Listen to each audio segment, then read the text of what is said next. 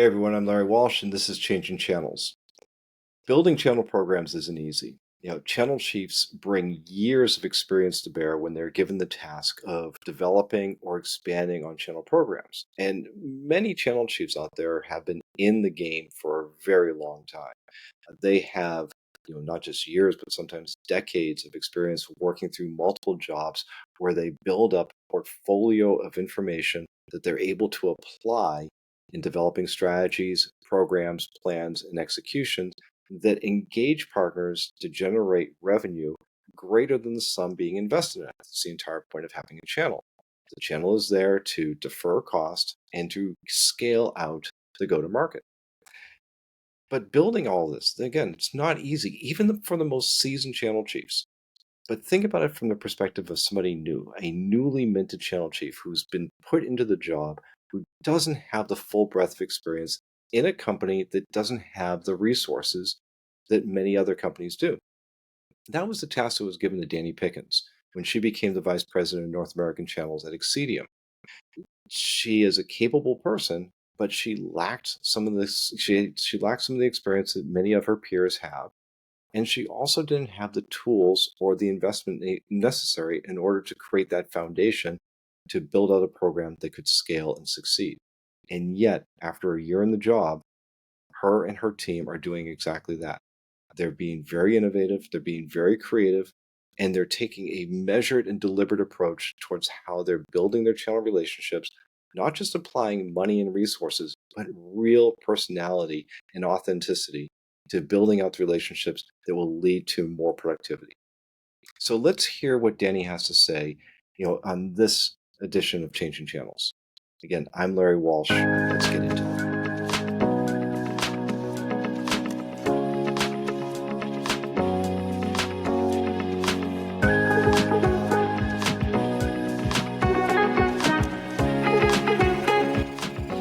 And with that, welcome to Changing Channels, Dani Pickens. Thank you. Happy to be here. Dani, it's great to have you. Before we get into our conversation, I'd like to give you the opportunity to just tell everyone who you are and a little bit about Xcitium.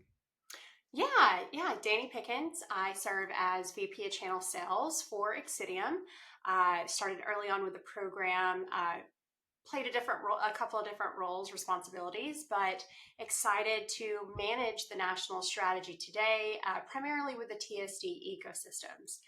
Xcitium, historically known as an endpoint security platform, we have rapidly evolved beyond that and have some really fun new product services that we are launching and offering into the channel today. So, what do you see as the opportunity for Xcitium? And how are you translating that out to partners? Because like everybody wants to talk about security, and Xcitium is a fine, what we call managed response provider. But how are you translating that opportunity out to your partners? Partners are looking for innovation and someone they can trust, right? They have to stay ahead of the curve for their clients to be trusted advisors for them. But they also know that there is a plethora of vendors out there today.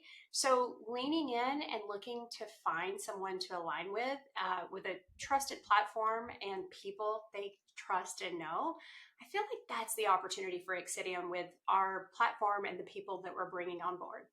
Yeah. This is a new opportunity for you. I mean, this is you're stepping into this role. What's that like? I mean, as a newly minted channel chief. Scary? Okay. A lot of fun. It's certainly been no short of challenges, but the reward is it is within grasp. It's been a fun year. I did step up into the leadership role just a little over a year ago in 2024, and since then, bringing on people that I know and trust, and being able to put an enablement first mantra and vision around the program has been really fun. So is it like the brochure said? Is that you get that channel chief moniker and all of a sudden it starts raining gold and puppies and I'm everything walking is just the magical? ivory tower. Yeah. I'm away. No, this has been, very fast moving. I've worn a lot of hats. That can be unique challenge in itself, right? I was born and raised in channel sales. And so I was kind of locked out of the silos from operations or marketing. And now in this position, I have to know and to be aware and promote and collaborate. And so it's been a lot of learning the past year, but I've got the people next to me that are making it happen. I never ever say I'm the smartest person in the room, but I'm going to hire the smartest people in the room. And so I've been really lucky and fortunate to have some good team members come on board to help us build this thing. That's, I'm always curious. Well, first of all, I should step back because I get offers from different companies. They hire somebody like you, and they say, "Hey, do you want to meet them? You want to interview them?" And I always sit back and I go, "What am I going to talk to you about? You're new. What is it? You don't even know where the coffee is." No, Or I mean, well, you work from home. I hope you know where your coffee is. I do. But but I mean by this is like, so what exactly are you going to say to this? And here you are, you're a year into it. What was surprising to you that you didn't expect? You're saying that you were siloed off in channel sales, great profession, but there's a whole lot of other aspects to a job like the one you have now that you're now just that you've been discovering. What was it like? I've always tried to be as aware as possible to see the ripples, right? What I do, even in as a channel manager or a national channel manager in my past roles in companies, how would it impact engineers? How would it impact direct sales? So I always kind of saw the field pretty well, but you can't see through locked doors. And so those are conversations that I wasn't a part of, that I wasn't aware of, right? uh, Crunching the numbers and new ways, new formulas that's around the entire business, just not my little departments that I interacted and mingled with, right? And so it's been really eye opening. It's challenged me in ways, all kinds of operating mindsets, execution. Our CEO, Brad Miller, has been absolutely incredible. It took us a little bit to learn how to dance with one another, right? But he's really taken me under his wing and helped me see the business through a CEO's eyes. And it's helped me be a better channel chief. Oh, that's great. And it's good to hear that you have that top-down support, which, is just essential. Yes, yeah, we've been working together now for a year and 3 months. So, and we've got a new CRO on board. He's learning where the coffee is, but he's jumped right in head first. He's been here 2 months. He's made some incredible changes. We are growing very, very fast. New VP of marketing, a new SVP of global sales. It's a fun and fast time at Xcitium. Yeah. So, Danny, one of the reasons why we want to talk with you is not just because you're a relatively new person in this role. Uh, Excidium is a dynamic company.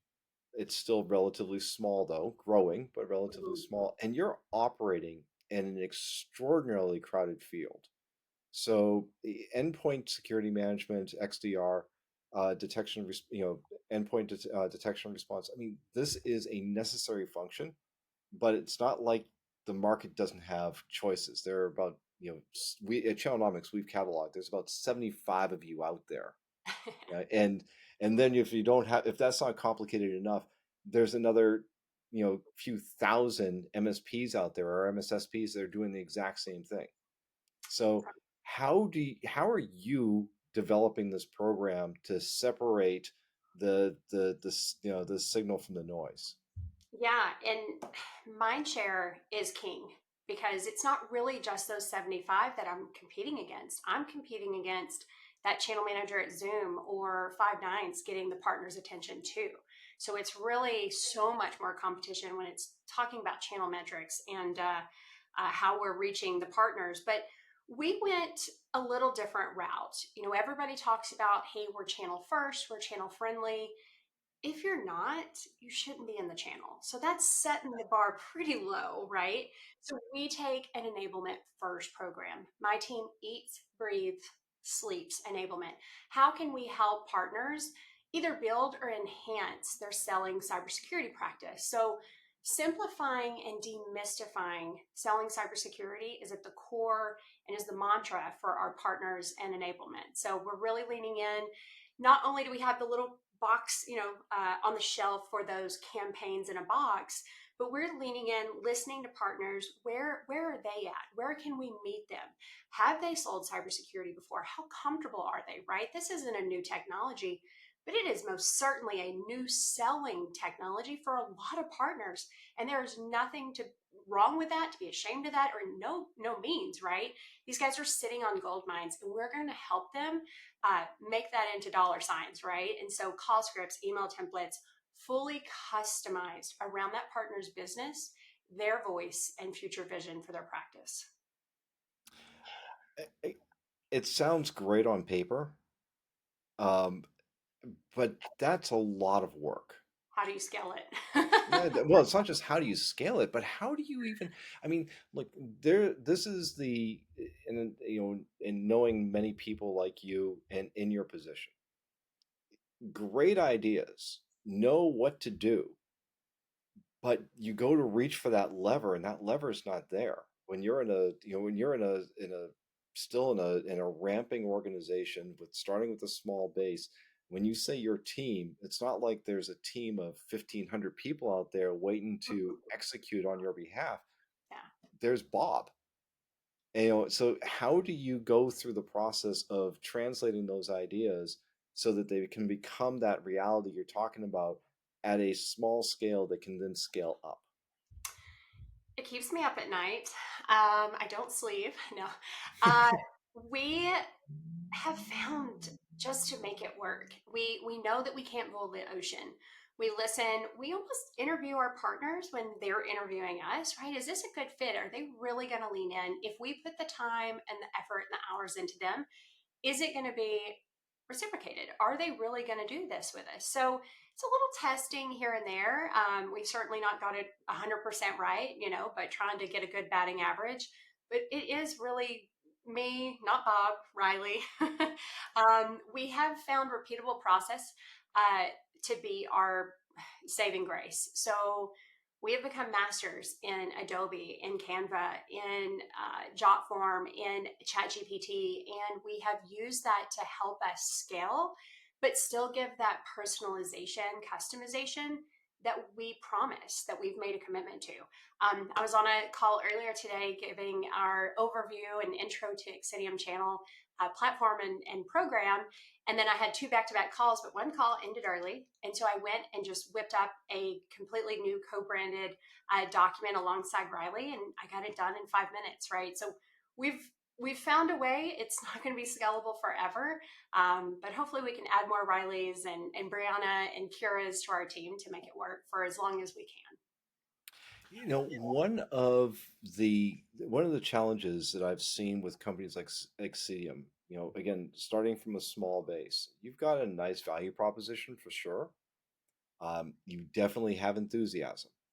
But I like what you said about you can't see through locked doors. Well, Mhm. the other thing is that when you're out there and you're trying to get the attention of partners, you're also not able, they also can't hear you through those doors either. So how is it that you're actually reaching around, getting in front of the partners you need to get in front of, getting their attention and their buy-in? What is it that what is it that you've done to do that? Because I've seen others like you try Mhm. and fail or try and just get frustrated. So how are you able to do that? We have some pretty incredible TSD champions. Name a few: Jeff Hadcoat, oh my gosh, Patrick Chen, Jason Stein. We've got some really amazing people that have leaned in with us, who have given us access because they believe in me. They believe in the people that I've brought on. And they believe, after seeing multiple demos, talking with our engineers, getting alignment there, they believe in the tools. And so they've introduced us to some very highly strategic key partners that either want to sell cybersecurity and have the customer base for them to want to lean in with us with the enablement first approach, or these guys are killer cybersecurity partners and they're open to seeing something new, something different. But it's a grassroots effort, right? Because we are the new pup on the porch when it comes to the TSDs. So we have to be creative. We are going to out hustle. We are going to be the most enthusiastic person in the room, and we're going to spread that energy and get people really excited to want to not just work with us, but to win with us. New pup on the porch. That's a very Texas thing to say. I've said it a few times this week, so I think it's just stuck in my head right now. We'll have to get that trademarked for you. Yeah. All right, so you've mentioned this a couple of times, the TSDs. Of course, you're referring to technology services distributors, or what we used to call master agents. And you also came out of the UCAS and the telecom channel. Um, how is it that the TSDs, what do they bring into the table for you that you wouldn't get, or you're not getting from, say, a conventional reseller or an MSP? Ooh, great questions there. We have this incredible opportunity that the TSD ecosystems, there are a lot of great partners, but they're actually going out and getting into the MSP and the reseller world too. And I think that's a big opportunity for us with in partnership with the TSDs is that we actually have a white label program, which is pretty rare in the TSD ecosystems. They're either all referral, all in there, because there seem to be concerns of conflict. But we've been able to open the door, make a really great proposition and opportunity between us and the TSDs for us to go and co-recruit resellers and MSPs, a little bit of new blood in the pool, right, into the ecosystem. But beyond that, these partners are absolutely going to the TSDs engineers when they're not certain about what cybersecurity umbrella, what product, what platform, what vendor to go to. And so the Hathcotes of the world, Jason Stein, Coil, Coffin, all those guys are helping get them to the right people. Do you see that evolving though? Is that knowing that you are wedded right now to the TSD channel, do you see Xcitium evolving and growing beyond that into more of a traditional security or an IT channel? We're certainly have our roots in that traditional channel. The Mm. TSD ecosystem here, our program is only 3 years old. It predates me actually. And so we have a long history going back, oh my goodness, 10, 15 plus years with strong reseller, international MSPs, and strategic partnerships here in the US that were outside of my wheelhouse. And so we certainly have that path, and we are putting a lot of focus on that too, because obviously those guys are already, head first, head deep into selling cybersecurity. We're not having to go train, enable anyone to do that. This is second nature to that ecosystem. So the Pax 8s of the world, obviously all the strategic resellers and distributor channels like TVs. What is it that again, thinking about this in terms of scale, Mhm. is what is it that you're applying to your go-to-market strategy that actually creates that economic incentive for the partners to buy in on this? What is it that you're able to hold that carrot out and say, this is the thing that you're chasing, and this is what's going to make it good for you? Well, money talks.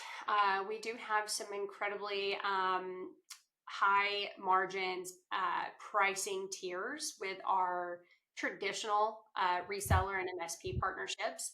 We offer some obviously enablement, that's our entire program mantra, along with some special tiered programs on our referral side as well. So we're trying to scale, give new program incentives, whether that's driven by margins, commissions, or is it MDF, right? A lot of the larger cybersecurity partners are stepping away from that model. I read it all the time. MDF, is it out the door for these huge partnerships? But for us, we're leaning in strategically with the right partners on that. Let us go help, us go find partner, or excuse me, go find customers together and win together. So we're trying to lean into maybe even some of the strategies that people are walking away from. Because we are smaller, more flexible, nimble, we can keep our arms around it a little bit better and really prove it out. Not just hope it works and shelve it after a year because somebody wasn't really putting their heart and soul into it. Yeah, there's something I'm hearing from you, And I think it's admirable. I also think we sometimes forget this, that this is a people business. Yes. That we are, you talk about it, you're talking about your hiring. Like, you're going to hire the best people, but you're also going to hire people that you know and trust. Yeah. And your partners are going to come to you because they know and trust you. How important is it, this, and I don't want to go as far as to say something like creating a cult of personality, but how important is it to actually be that best friend, that confident, that reliable source of comfort and information? How important is all that in terms of being able to build out this foundation? Yeah, I live that every day. It's something very, very important to me. I've been a part of some really wonderful teams, really successful companies, and horrible teams, right? Culture, it's has to be there. I think the human element is really missing, or starting to go missing from some of the channel pieces of our ecosystem. At the end of the day, yes, this is absolutely business. Friendly doesn't mean fuzzy. I absolutely set expectations. I want to hear your expectations. But having that relationship and trust, I will stand in front of you and clink champagne glasses, but I will stand in front of you in the firing squad if we messed up, if we failed, if we didn't follow through on what we said in our commitment. So I think that's something really important that I'm trying to find the same like-minded individuals for our team. If you look at my team, only one has cybersecurity background. I don't care. I can teach you that. We can teach our partners that together. What I can't teach is that team core value and knowing when to put others, whether that's our partners, our people, or our company before ourselves. But my company knows, my leadership knows that my people come first, our partners, and I know that it will be the right thing to do all the way around for our company if we take care of those two things first. All right, so we've already established that you don't sleep. Oh, Right. All right. And look, you're not alone. I mean, there's a number of us out here that there's always something to keep you awake at night. But translate what you just said into a justification for your business plan, justification for the things you're doing. Because at a certain point, I often say, good revenue covers bad behavior, and bad revenue exposes all the weaknesses. yeah. So how is it that if I come along to you, if I'm Brad and I come to you and say, well, this all sounds great. I'm glad you got another bottle of cava out of this, but what does it do for us? Mhm. Yeah, we are making sure a part of that relationship, that enablement drive is setting proper expectations with our partners. We can walk away. It's okay. We can still be friends. And I'll see you out at the next happy hour or boot camp that, we all have to go to or all sponsoring. But that doesn't mean we have to pretend that we're going to do business together, because time is money and we have to set clear expectations that it is a business. There are certain KPI metrics that my team is required to meet, required to focus on. And to meet those, partners are going to have to be doing the same, right? So we don't need, again, I mentioned, we don't need to boil the ocean. I don't need 1,500, 2,000, 3,000 partners working with us. We really need about 100 per region, right? Lean in. My team is small, so we only have so many hours in the day where I really won't be sleeping. So we just need to find the right partners that are leaning in, and we can scale and grow as we meet and find success together. Do you find that that's more of a necessity, though, that you have to know your limits, and by knowing your limits, that you can actually manage your expectations and growth? Yes. So my channel directors, channel managers, they have a lot of ground to cover. I really only have 5 channel directors across the country. That's a lot of states to cover per person. So even though they do have responsibility to be reactive, responsive to that entire region of partners, I only ask them to study, to focus, to lean in, to know your top 20 in the market, because that's all it's going to take. Those 20 will bring 80% of your business, and we want to lean in and reward those anyway. Now that 10 to 20, that kind of is a rolling kind of line, right? Kind of in and out. But your Yeah. top 10 after your first 6 months, you're going to get a pretty good idea who those folks are, and then continue to invest in those top 10 partnerships, then the top 20 partnerships. And we're golden, right? Then it's my problem to scale, but my channel directors, they're going to be they're going to be cashing in and living the good life and having celebrations with their partners, and the partners are going to be happy. And that's all it takes, is to lean in with that top 20 model.